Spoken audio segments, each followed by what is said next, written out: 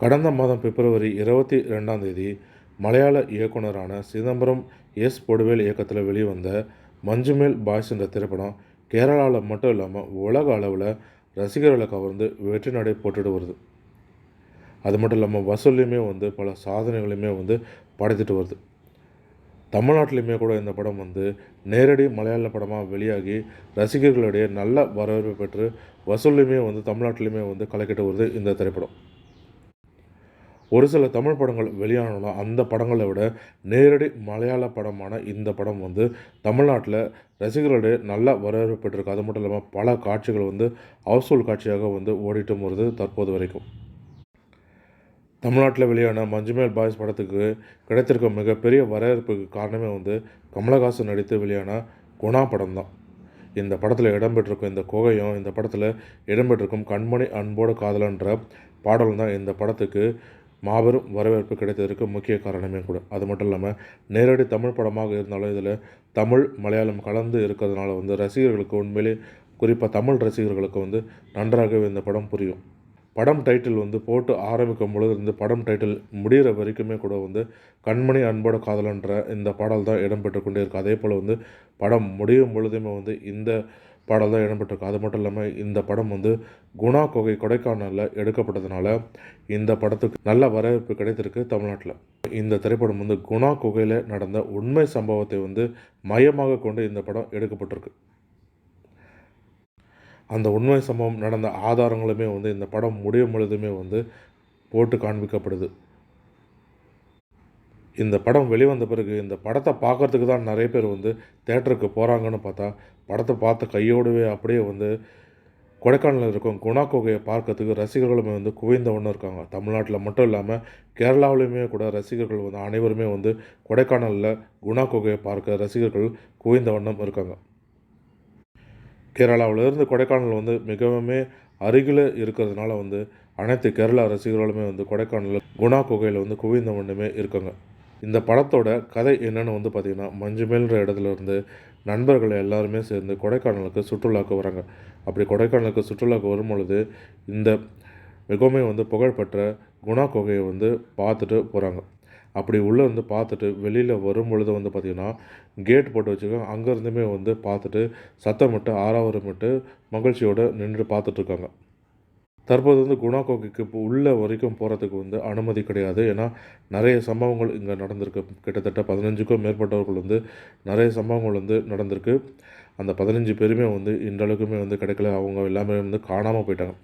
பெரிய பெரிய வீரர்களும் திறமிக்க வீரர்களுமே இவர்களை மீட்டு எடுக்கிறதுக்கு சென்றாலுமே கூட அவர்களை மீட்டெடுக்க முடியவில்லை. அந்தளவுக்கு இந்த குகையை மிகவும் ஆபத்தான குகை.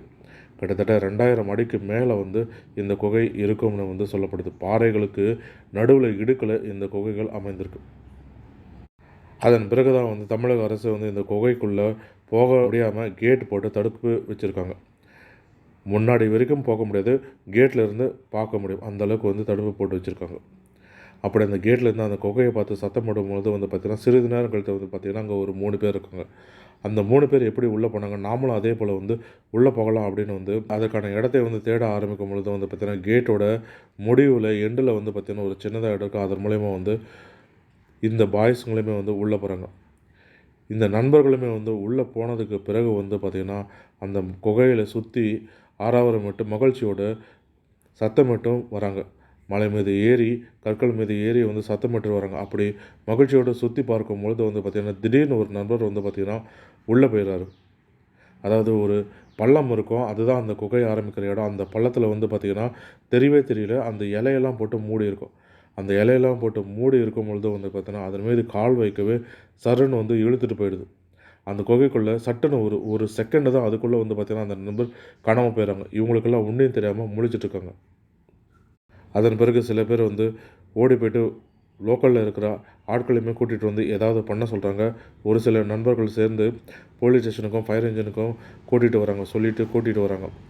அப்படி கூட்டிகிட்டு வரும்பொழுது பார்த்திங்கன்னா பயிற்சி பெற்ற தீயணைப்புத்துறை வீரர்களுமே கூட உள்ளே போகிறதுக்கு பயப்படுறாங்க. ஏன்னா இதற்கு முன்னாடி நடந்த சம்பவங்கள் அந்த மாதிரி. இப்படி பயப்படும் பொழுது அவர் நண்பர்களில் ஒருத்தர் தான் உள்ளே போய் என்னுடைய நண்பன் உள்ளே இருந்தால் அவனை நான் மீட்டு எடுத்துகிட்டு வரேன் அப்படின்னு முன் வராரு உள்ளே போகிறதுக்கு. ஆனால் அதிகாரிகளுமே வந்து தீயணைப்பு அதிகாரிகளும் போலீஸ் அதிகாரிகளுமே வந்து அதை மறுக்கிறாங்க. ஏன்னா பயிற்சி பெற்ற வீரர்களே வந்து உள்ளே போகிறது கடினம், அவனை மீட்டெடுத்துட்டு வர்றதுன்றது கடினம். நீ எப்படி உள்ளே போக, உனக்கு ஒன்றுமே தெரியாது, பயிற்சி எதுவுமே கிடையாது, எப்படி நீ உள்ளே போக அப்படின்னு வந்து அதற்கு மறுக்கிறாங்க. ஆனால் லோக்கல்லே இருந்த ஆட்கள் வந்து தீயணைப்புத்துறை வீரர்களோ மற்றவர்களோ போனாங்கன்னா அது அவங்களுக்கு கடமை. ஆனால் இவன் உள்ளே போனான்னா இது இவனுடைய நண்பனுடைய உயிர், அதனால் கண்டிப்பாக வந்து ஒரு சான்ஸ் கொடுங்க, முயற்சி பண்ணி பார்ப்போம் அப்படின்னு வந்து சொல்கிறாங்க. அதன் பிறகு வந்து ஒரு வழியாக அவனை வந்து அவனுடைய நண்பர்களை ஒருவர் வந்து கயிறு கட்டி உள்ளே அனுப்புகிறாங்க. அந்த குகைக்குள்ளே போன அவர் வந்து அவரது நண்பரை வந்து மீட்டெடுத்து வராரா, இல்லை இவருமே வந்து குகைக்குள்ளே சிக்கிக்கிறாரா அப்படின்றது தான் இந்த கதை. இது வந்து உண்மையாக நடந்த சம்பவம். இந்த சம்பவத்தை தழுவி தான் இந்த கதை எடுக்கப்படுது. கடைசியில் வந்து அவருடைய நண்பர் மீட்டெடுக்க சென்ற நண்பர் அவருடைய நண்பரோட வராரா, இல்லை 2 பேருமே வந்து காணாமல் போயிடுறாங்களா அப்படின்றது தான் வந்து இந்த கதை. ஆனால் அந்த குகைக்குள்ளே வந்து காமிக்கும் பொழுது அந்த பாறைகளுக்கு நடுவில் இருக்கிற அந்த குகை எவ்வளோ ஆழமான குகை, அந்த குகையை வந்து காமிக்கும் பொழுது வந்து பார்த்திங்கன்னா உண்மையிலேயே வந்து ஒளிப்பதிவாகட்டும் செட்டு போட்டு தான் இந்த குகையெல்லாம் காமிச்சிருக்காங்க. ஆனால் இதெல்லாம் பார்க்கும் பொழுதே வந்து பேய் படம் பார்த்தா கூட அந்தளவுக்கு நம்மளுக்கு பயம் வராது போல். இது எல்லாமே வந்து பார்க்கும் பொழுது நம்மளுக்கே வந்து திக்குன்னு வந்து அந்தளவுக்கு பயத்தை மூட்டுது. இப்படி நடுங்க வைக்கும் அளவுக்கு வந்து இந்த படத்தை எடுத்து அசத்தி இருக்காங்க படக்குழுவினரும் ஒளிப்பதிவரும் டைரக்டருமே கூட. தற்போது வரும் படங்கள்லாம் வந்து எடுக்கிறதே வந்து பார்த்திங்கன்னா 400 கோடி 500 கோடின்னு வந்து தாண்டிகிட்டே போகுது. பட்ஜெட்டுமே வந்து எகிரிட்டே போகுது. ஆனால் இந்த படம் வந்து பார்த்திங்கன்னா வெறும் 20 கோடி பொருட்செலவில் எடுக்கப்பட்ட படம். இந்த படம் இது வரைக்குமே வந்து பார்த்திங்கன்னா கிட்டத்தட்ட 80 கோடி வரைக்குமே வசூல் செஞ்சுருக்கு. இந்த படம் ஒரு நாட்களில் 80 கோடியை தாண்டி 100 கோடிக்கு மேலே வசூல் செய்யும்னு வந்து கணிக்கப்பட்டிருக்கு.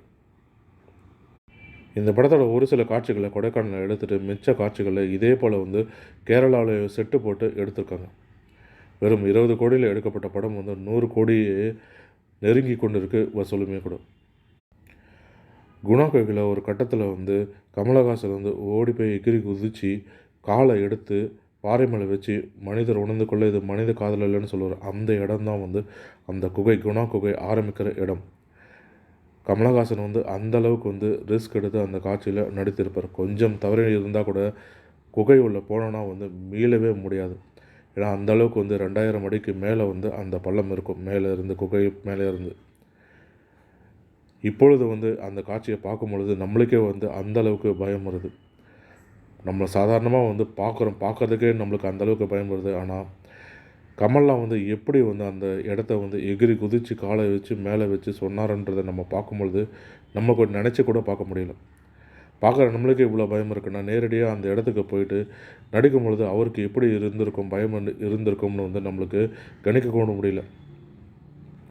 இதையெல்லாம் நினச்சி தான் வந்து இந்த இயக்குனர் வந்து கமல் போல் கிறுக்கு பிடித்த மனிதர்களால் தான் வந்து இந்த மாதிரி நடிக்க முடியும். அந்தளவுக்கு வந்து கமல் படத்தின் மீது வந்து இந்தளவுக்கு வந்து கிறுக்கு பிடிச்சிருக்காரு, காதல் வைத்திருக்காருன்னு வந்து சொல்லியிருக்காரு இந்த மஞ்சுமேல் பாய்ஸ் படத்தோட இயக்குனரும் கூட. கமலை பொறுத்த வரைக்கும் வந்து 10 வருடத்துக்கு பிறகு எடுக்க வேண்டிய கதையை வந்து 10 வருடத்துக்கு முன்பே வந்து அவர் எடுத்துருவார் அப்படின்னு வந்து சொல்லுவாங்க. இந்த மாதிரி பொதுவான விமர்சனம் கமல் மீது வைக்கப்படுவது நிறையவே நம்ம பார்க்க முடியும். அப்படிப்பட்ட குணா படம் தான் வந்து 1991 எடுக்கப்படுது. இந்த படம் வந்து தளபதிக்கும் போட்டியாக வந்து குணா திரைப்படம் வெளிவந்தது. விமர்சன ரீதியாக வந்து நல்ல வரவேற்பு பெற்றிருந்தாலும் வந்து வசூல் ரீதியாக நல்ல வரவேற்பு பெறலன்னு வந்து சொல்லலாம். ஒருவேளை இந்த படம் வந்து 2000 ஆண்டுகளில் வெளிவந்திருந்தால் உண்மையில் வந்து ரசிகர்களிடையே சக்கை போட்டிருக்கும், வசூல்லையுமே கூட வாரி குவித்திருக்கும் இந்த திரைப்படம். இதன் மூலிமா வந்து திருப்பியுமே வந்து இந்த குணா திரைப்படம் வந்து மஞ்சுமேல் பாய்ஸ் திரைப்படம் மூலிமா வந்து திரும்பியும் வந்து ஹிட்டாக தொடங்கியிருக்கு. நிறைய பேர் வந்து இந்த படம் இடைப்பெற்ற கண்மணி அன்போட காதலன்ற பாடலையுமே வந்து தேடி போய் பார்த்துட்டு ரசிச்சுட்டும் வராங்க. இந்த திரைப்படம் ஒருவேளை மீண்டும் வந்து வெளியிட்டாங்க அப்படின்னா வந்து மீண்டுமே வந்து வசூலை வாரி குவிக்கும், மீண்டுமே வந்து 100 நாளை வெற்றியை கூட தாண்டும் போல இருக்குது. அந்தளவுக்கு ரசிகர்கள் மத்தியிலே குணா திரைப்படத்தோட மோகமும் காதலும் அதிகரிச்சிருக்கு தற்போது. சந்தான பாரதியுமே கூட இந்த படத்தை பார்க்கும்பொழுது ஒரு கட்டத்தில் வந்து கண்ணீர் விட்டு அழுதார்னே வந்து சொல்லலாம். நாங்கள் இந்த படத்தை வந்து கஷ்டப்பட்டு நானும் கமலும் இந்த படத்தை எடுத்தோம். அப்பொழுதெல்லாம் வந்து வசூல் ரீதியாகவும் சரி, விமர்சன ரீதியாகவும் சரி அந்தளவுக்கு வந்து வரவேற்பு கிடைக்கலாலும் தற்போது இந்தளவுக்கு வந்து வரவேற்பு கிடைத்திருக்கு அப்படின்னு வந்து அவருமே வந்து நெகிழ்ந்திருக்கார். கமலுமே கூட இந்த படத்தை பார்த்து இந்த படக்குழுவினர்கள் வந்து அழைத்து பாராட்டியுமே இருக்கார். கிளைமேக்ஸ் காட்சிகளுமே கூட மனிதர் உணர்ந்து கொள்ள இது மனிதர் காதல் அல்ல, அதையும் தாண்டி புனிதமானதுன்ற பாடல் வரிகளுமே வந்து பின்னணியில் ஒளிப்பதிவும் ஆகுது.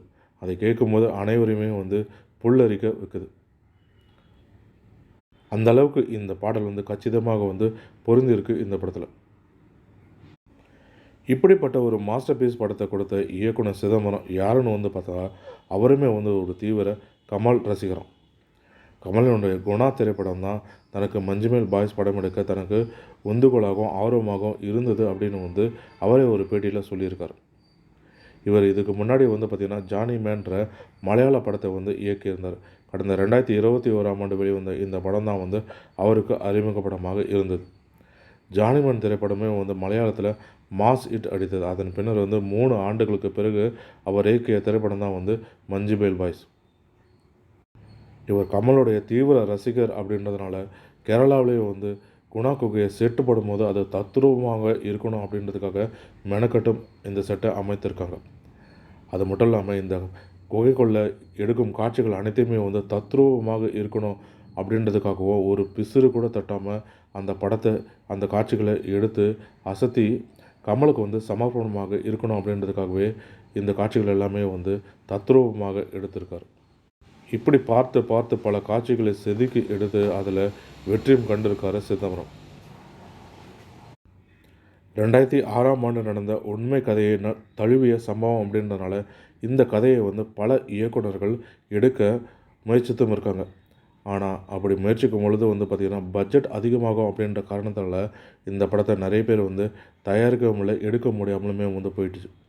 இறுதியாக வந்து சிதம்பரம் அவர்கள் முயற்சியினால் இந்த படம் வெற்றிகரமாக வெறும் 20 கோடி பட்ஜெட்டில் எடுத்து முடிக்கப்பட்டிருக்கு. இந்த படத்தில் நடித்தவங்க அனைவருமே கூட உண்மையாகவே உண்மை சம்பவம் நடந்த அவர்களோட 3 ஆண்டுகள் தங்கப்பட்டதாகவும் வந்து சொல்லப்படுது.